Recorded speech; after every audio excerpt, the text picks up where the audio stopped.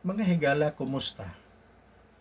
Atong hatagan og pagtagad ang usa ka pangutana may labot sa fixed term employment contract sigon sa balao dinhi sa New Zealand. Nga matod pa niya gihatagan siya og series of fixed term contract. Sato pa nagdason-dason ang iyahang kontrata, ang iyahang employment contract gikan sa usa ka fixed term employment contract ngadto sa laing fixed term employment contract. Ug sa dihang gi-advertise ang maong employment, ang iyang kimbuhaton, iya kining gi-applyan. Ug sa dihang gi-applyan kini niya, gi-decline man ang iyang application. Buti pasabot, gisalindot, gi-reject ang iyang application. Nang iyang pangutana, sakto ba kining fixed terms nga gi-anam-anam sa employer? Kini ang akong pagsabot, usa ka sitwasyon nga niya sa New Zealand. Napakyas ikaw sa paglatid, sa pagsugilon kung asa kang dapita niining nasura. Apan atong tugutan nga di ana dinhi sa New Zealand na hinabo. Ang series of fixed term employment contract or kining employment contract nga nagsunod-sunod, wala kini siya'y suliran dinhi sa balaod sa pamuo or employment law dinhi sa New Zealand. Mamahimo nga ang fixed term employment contract dugtungan sa laing fixed term employment contract kung kini matapos na, ug ang pagkatapos sa employment contract na gitawag natog fixed term, magbase kini sa usa ka tulumanon o gibase usab sa nalatid nga panahon. Duha ka pamaagi nga maputol ang fixed term. Una, kung maputol na ang panahon sigon sa kontrata. Ang kontrata maglangkob sa gidugayon sa panahon nga ikaw mantrabaho. Ug aduna sad na dihay pitsa kanos ama tapos. Ug ang ikaduhang paagi nga maputol kining fixed term, mao ang pagkakumpleto, pagkahingpit sa imong buluhaton. Kung ikaw gi butang sa usa ka proyekto o sa pagbuhat sa usa ka tulumanon, ug ang pagkatapos na niini, mausab ang pagkahingpit, pagkatapos usab sa kontrata nga gi classify as fixed term employment contract. Sa ako nang gikaingon, wala kini siya suliran. Mamahimong usa ka fixed term dugtungan og laing proyekto na sad, laing panahon.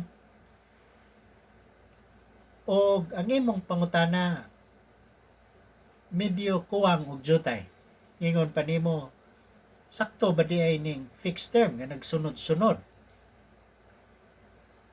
Ang fixed term dili siya problema bisan pag isunod-sunod pa siya kay nagbase man kini ang fixed term sa pagbuhat sa mga proyekto o gibase usab sa panahon, sama ani mga season, harvesting season o guban pa. Mahunong na ang usa ka season o pagpamunga sa usa ka anihonon, mahunong usab ang fixed term sigon sa paghunong sa panahon. O lain na usab ang motorok ngadto sa laing season, pwedeng laino na sad sundan ka na usab sa lain nga fixed term, walay problema dihang dapita. Apan ang imong pangutana atong dugtungan og jutay aron tingno na to hayag-hayag ang lamdag nga mudanag sa atong kaisipan. Ang imong suliran mao nga gi-advertise, pasundayag sa ato pa, ila nang offer ng ngayo, nang imbitar na sila, ilang giagni ang ubang aplikante sa pag-apply sa maong posisyon nga diin imong gibuhat, or ikaw ubos sa maong employment contract, o kini imong gi-applyan o gi-reject ka man.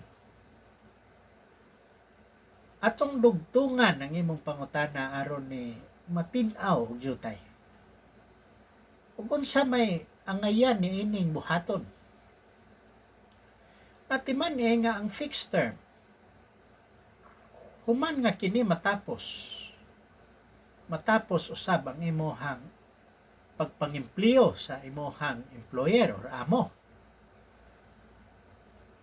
Apan buot sabton nga ang trabaho wala pa gid ay matapos kay ila pa man gi-advertise sa publiko, nang ngayo pa man sila, agni pa man sila og mga aplikante aron nga dunay mo trabaho sa imong gitrabaho. Gani ang imong giingon, ang advertisement imong gi-applyan, gi-decline, pero dili ni fixed term, murag permanente na ni, o gi-decline kanila. Por eso kining sitwasyon na kung mahitabo dili lang kanimo kundi sa ubang Pilipinhon nga diya dinhi nakigbisog sa ilang kusog dinhi nasod sa New Zealand, og kamo makasugat ni ining klasiha sa suliran, ang inyong buhaton mao lamang ang pagpasaka og reinstatement. Kaya ang inyong fixed term employment contract matapos sa dihang napupos na ang panahon o nahuman na ang gibuhaton.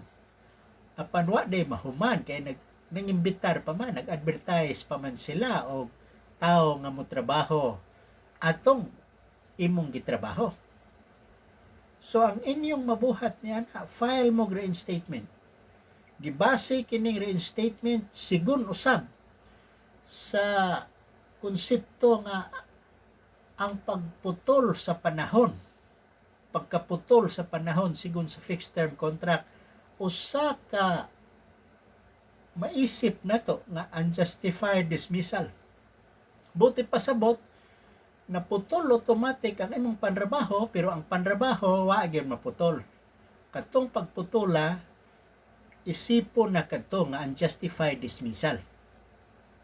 Gani pwede naman nga dili mo file og unjustified dismissal kay ang reinstatement usa naman ka kaso nga magkahulugan nga dihay pag pudlong, gitawag nag unjustified dismissal, gipudlong ka, no? O ang imong pangutana nga mahimo ba day ang fixed term employment contracts nga nagsunod-sunod, ang tubag ni ana mahimo. Walay suliran ni ana sa balaod sa pamuo or employment law din his New Zealand. Mamahimo ka na.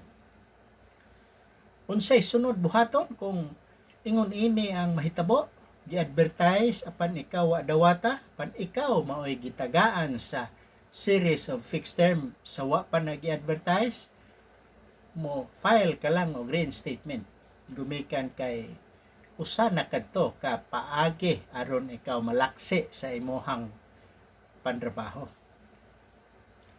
Daghang salamat nining imong pangutana og ako nang hinaot nga aduna kini lamdag diha kanimo. O ayaw pagpanuko kung aduna gihapoy mga tatsa, aduna gihapoy mga lubog ba nga panghuna-huna nga anaa nagsanap sa imuhang tinugkaran. Muisbog kita sa laing pagpanukot nga siya usa ka casual employee. Ang casual employee buti pasabot empleyado nga dili temporaryo lang, tawgon ka lang. Usa kini ka matang o specie kini siya sa gitawag nga fixed term gihapon. Pero ang iyang problema mao nga ang iyang casual employment na expire. Ang iyang fixed term employment contract gitawag na tong casual na expire. Buti pasabot kadtong iyahang fixed term employment sigon to sa panahon. Dunay time nga dunay takna didto nga gilatid, no? Hantod ka lang sa pananglit Hunyo 1, no? Apan kini siya nagpadayon sa pagtrabaho human ning lapso or na expire ang iyahang casual employment. And I was allowed to work for 6 months, for another 6 months after the expiration of my casual employment. O ang problema niya, ang iyang second fixed term, tagaan siya second fixed term. Na unsa may ako ang remedyo niini attorney, ang akong tubag nga ang pagpadayon sa pagpanrabaho human sa pagka-expire, pagkalapso sa first fixed term employment contract, dili na mamahimong madutlan ikaw nga papirmahon ikaw sa ikaduha nga fixed term employment contract. Naputol na ang fixed term or ang casual nature of employment sa dihang ning padayon ikaw sa pagpanrabaho.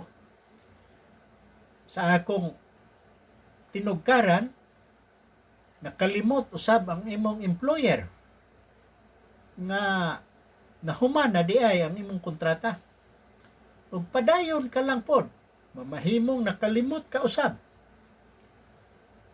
nga nahuman na di ang imuhang kontrata. Ug padayon ikaw nga ning trabaho. Ning lanat pa og laing 6 ka buwan. Yadtong higayon na isipon ka na as permanent employee.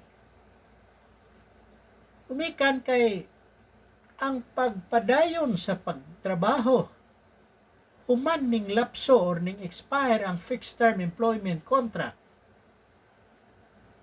kadto usa na usab kapag kahanaw sa fixed term employment contract sa dihang namatay ang fixed term employment contract o wala gyoy ning pugong kanimo sa pagpadayon og trabaho, but pasabot na matay lang ang fixed term employment contract o kadtong imuhang pagtrabaho dili na kadto ubos sa fixed term nga na-expire. Kay kadtong ning expire nga fixed term contract, namatay na to siya at the time of its expiration. Buti pasabot nga kadtong human na the day after its expiration, kadtong imuhang padayon sa pagtrabaho, kadto isipo na nga permanent employment. Pusa kanang katong second nga fixed term employment contract nga imong pirmahan, dili na kadto siya balido bisag imong gipirmahan. Kay sa dihang ning padayon kag trabaho human nga ning expire ang first nga fixed term employment contract, permanent naman kadto.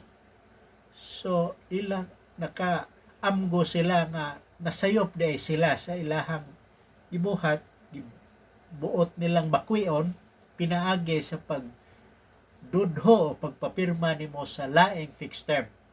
Kadto wala nay bisa, wala nay gibug-aton sigon sa balaod. Kay mura na lang tog paglikoy-likoy. Imo na lang gilipat ang balaod nga wala nay second fixed term sa dihang mingsod na ang permanent employment gumikan kay ning padayon kag trabaho human sa imong first nga fixed term employment contract. Salamat sa maong pangutana. O ato kining igukod ang laing pangutana. Pan ato na lang kining isumpay sa sunod higayon. Ako nang hinaot nga kamo adunay nakatunan ining ato ang sayranan sa mga Bisaya dinhis New Zealand. O ako sang paninguhaon nga padayon akong mohatod kaninyo sa kinaanman mahitungod sa balaod o sa unsa mang butang nga atong madawat dinhi. Daghang salamat sa inyong pagnunot dinhi sa ato ang ginagmayng labyog-labyog. O ako moingon nga kung buot ka mong magkinabuhing tunhay, pagbinuotan kanunay. Kini si Paul Alforque, ang inyong abogado ug manlalaban o inyong alagad sa mga Bisaya dinhi sa nasod sa New Zealand. Daghang salamat.